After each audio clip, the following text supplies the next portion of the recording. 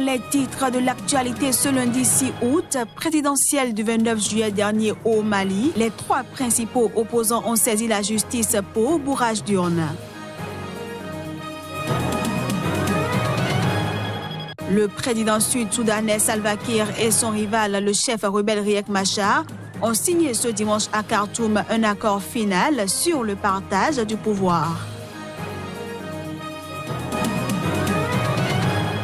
Et puis l'armée égyptienne a annoncé ce dimanche avoir éliminé 52 djihadistes très dangereux et arrêté 49 autres lors d'opérations dans le centre et le nord du Sinaï.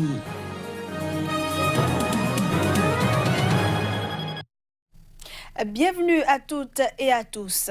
Le Niger a commémoré le 3 août dernier le 58e anniversaire de son accession à l'indépendance. Une célébration qui a été couplée au 43e anniversaire de la fête de l'arbre. On fait le point avec notre correspondant au Niger, Abdul Karim Mahamadou. Depuis 1975, la célébration de l'indépendance du Niger acquise le 3 août 1960 est doublement commémorée avec la fête de l'arbre instituée par le régime militaire du feu général Séni Kounché pour lutter contre la désertification. Après Dosso en 2017, la fête de l'indépendance et de l'arbre a été célébrée ce 3 août 2018 à Maradi, la capitale économique du pays.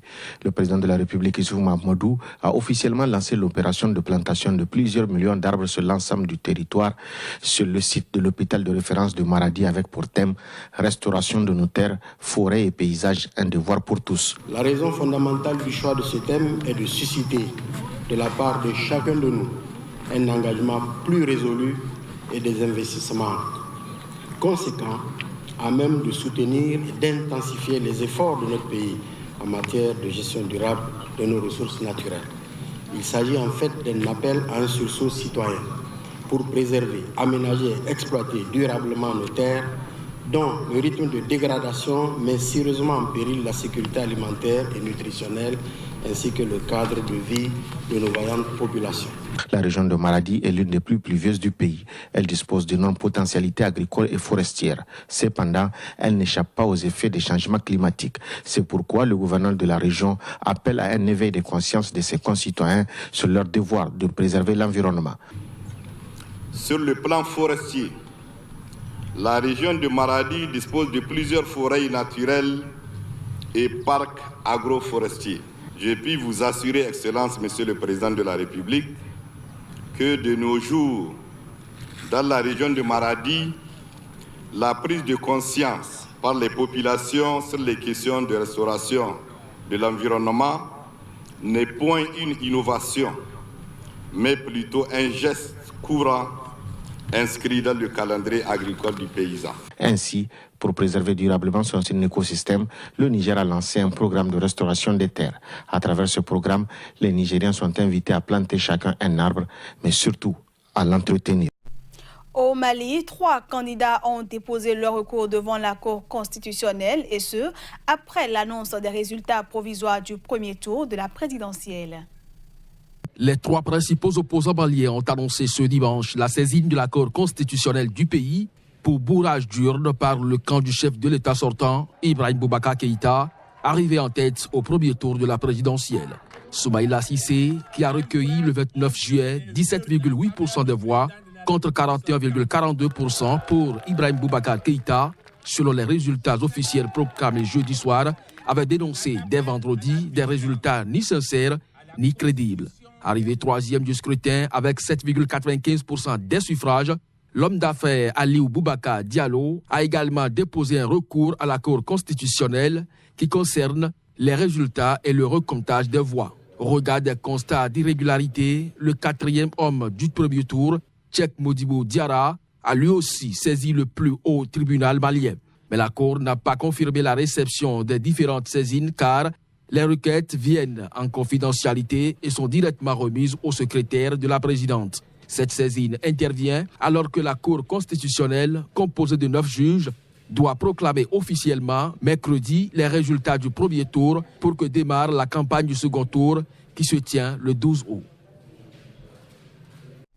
On reste au Mali où après l'annonce des résultats provisoires du premier tour de la présidentielle, les accusations de fraude électorale lancées par l'opposition à l'encontre du président sortant Ibrahim Boubacar Keïta font craindre le pire. À Gao, dans le nord du pays, les dites accusations ravivent les tensions ethniques. Reportage.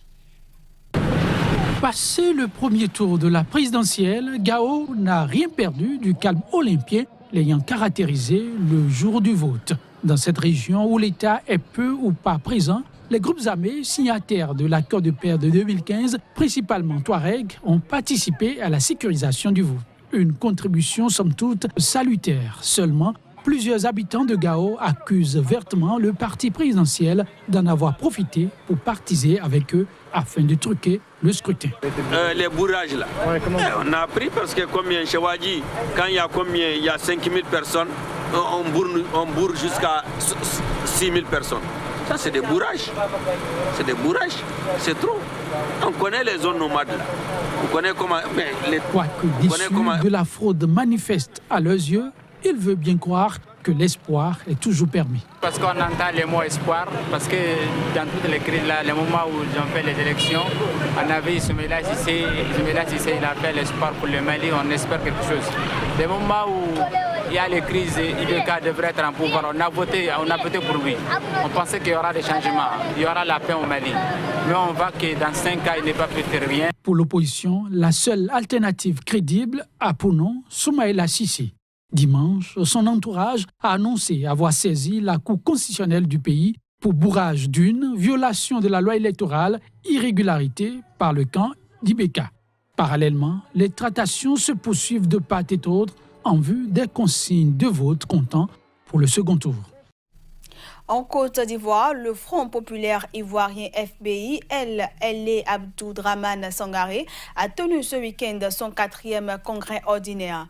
L'événement a consacré l'ancien président ivoirien Laurent Gbagbo, jugé à la haie pour crime contre l'humanité, chef du parti. Plus de précisions à travers ce reportage. Pour son 4e congrès ordinaire, le Front populaire ivoirien FPI des inconditionnels de Laurent Gbagbo s'est réuni à Mossou à 1 heure d'Abidjan. Après 2 heures d'intenses activités, les militants ont reconduit à la présidence du parti le seul candidat légitime à leurs yeux, Laurent Gbagbo. Seul candidat en lice, l'ancien président ivoirien, présentement jugé à La Haye pour crime contre l'humanité, a été élu à la satisfaction générale avec plus de 97,5% des voix exprimées. Pour ces inconditionnels, l'homme, à lui tout seul, constitue le chaînon manquant pour délivrer et réconcilier la Côte d'Ivoire. Si son intérim est meneur de la fronde au sein du FPI, Abdraman Sangaré a pour premier objectif la sortie de prison de l'ex-homme fort de la Côte d'Ivoire, il garde en ligne de mire sa lutte pour une nouvelle commission électorale, jugeant l'actuelle trop favorable au président Alassane Ouattara. Ce congrès intervient exactement 1 semaine après celui ayant consacré la réélection pour un mandat de 5 ans de Pascal Affi-N'Guessan à la tête de la seconde aile du FPI. Les deux camps rivaux réclament tous comme leader charismatique Laurent Gbagbo. Premier ex-chef d'État remis à la Cour pénale internationale, Laurent Gbagbo est écroué depuis fin 2011 à La Haye, où il est jugé par la CPI pour crimes contre l'humanité présumés commis lors de la crise post-électorale de 2010-2011, ayant fait plus de 3000 morts. Allons à présent au Zimbabwe où la famille et les amis de Sylvia Mafosa, décédée au cours des violences post-électorales à Harare, se sont rassemblés pour ses funérailles. Il faut dire qu'après un vote dans le calme, la situation a dégénéré mercredi dernier lorsque la police et l'armée ont réprimé une manifestation de l'opposition, faisant au moins 6 morts. Voici les images. L'émoi est à son comble. Tout un village réuni pour rendre un dernier hommage à l'un des siens qui ne reverra plus jamais. Ismaël Koumiré, vendeur de rue dans la fleur de l'âge, a froidement été abattu par l'armée, l'ayant confondu aux manifestants contre la victoire annoncée du président sortant Emmerson Mnangagwa. C'est très douloureux. C'est arrivé juste après qu'on ait voté. À quoi ça sert de voter dans ce cas-là? Juste après le vote, un de vos proches est tué. Ironie du sort, Ismaël reste un militant de la ZANU-PF et soutien du président sorti Emmerson Mnangagwa, reconduit à la tête du pays. Ismaël était un vendeur de rue. C'était pas un activiste politique, mais il soutenait le parti au pouvoir. Et c'est ce même parti au pouvoir qui l'a tué. Tout un village éploré, mais également une veuve qui ne se remettra pas de sitôt d'une séparation aussi brutale qu'inattendue. Je ne peux rien faire. Je n'ai pas de travail. Il ne voulait pas que je travaille parce qu'il disait qu'il pouvait s'occuper de sa famille. Je ne peux même pas faire le travail qu'il faisait. Comment je vais m'occuper des enfants? Comment? Il faisait tout pour ses enfants. Ismaël Komiré s'en est allé, laissant derrière lui une veuve et 4 orphelins. Ces premières élections post-Mugabe étaient censées être la démonstration qu'il y a un nouveau régime respectueux, cette fois, des libertés publiques. Mais l'intervention musclée de l'armée avec à la clé 8 morts a semblé envoyer tout autre signal. En Égypte, les forces de sécurité ont détruit 15 véhicules chargés d'armes et de munitions à l'ouest du pays et 17 autres dans la région militaire du Sud. C'est ce qui ressort du communiqué du ministère de la Défense. L'armée égyptienne a annoncé ce dimanche avoir tué 52 djihadistes et arrêté 49 autres au cours des derniers jours dans la péninsule du Sinaï, où elle mène une vaste opération contre la branche locale du groupe État islamique. Selon des chiffres officiels, plus de 200 djihadistes et une trentaine de soldats sont morts depuis le lancement le 9 février de l'opération baptisée Sinaï 2018. L'armée ajoute que 4 ouvertures de tunnels ont été découvertes et détruites dans la ville de Rafah, dans le nord du Sinaï, à la frontière avec la bande de Gaza. Les autorités accusent les djihadistes d'utiliser ces passages souterrains pour se déplacer entre le nord du Sinaï et le territoire palestinien. L'opération anti-djihadiste a été ordonnée en novembre dernier par le président Abdel Fattah al-Sisi après l'attaque sur une mosquée qui avait fait des centaines de morts. Depuis la destitution en 2013 par l'armée du président Mohamed Morsi, issu des frères musulmans, les forces de sécurité affrontent dans le Sinaï des groupes extrémistes dans l'EI. Des centaines de policiers et de soldats ont été tués dans des attaques djihadistes. Je le disais en titre, au Soudan du Sud, le gouvernement et les rebelles ont signé à Khartoum ce dimanche un accord final sur le partage du pouvoir. À cette occasion, le président Salva Kiir a appelé à l'unité. Le président Salva Kiir et son rival, le chef rebelle Riek Machar, ont signé ce dimanche un accord sur le partage du pouvoir à Khartoum en présence du président soudanais Omar el-Béchir et ses homologues du Kenya, de l'Ouganda et de Djibouti.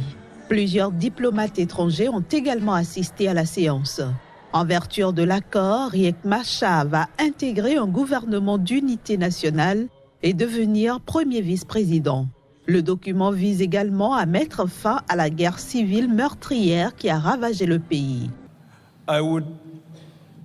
J'exhorte à nouveau les chefs d'État et de gouvernement de l'autorité intergouvernementale sur le développement à se concentrer sur la mise en œuvre de l'accord. Quelqu'un a dit que le diable se cache parfois dans la mise en œuvre. L'accord que nous venons de signer aujourd'hui doit être une ébauche de la fin du conflit et de la guerre dans notre pays. We should concentrate on timely implementation of the agreement. Nous devons mettre l'accent sur la mise en œuvre de l'accord et nous engager de nouveau à unir notre peuple et à œuvrer pour un transfert pacifique du pouvoir par les urnes plutôt que par les balles et par les armes à feu. Selon les termes de l'accord, le gouvernement de transition sera composé de 35 ministres, dont 20 du groupe de Salva Kiir et 9 de celui de Riek Machar. Le reste représentant les autres groupes. En ce qui concerne le Parlement, il comptera 550 députés, dont 332 du groupe de Salva Kiir et 128 de celui de Riek Machar. Il y aura aussi 4 autres vice-présidents outre Riek Machar. Et c'est la fin de cette édition que je vous remercie d'avoir suivi.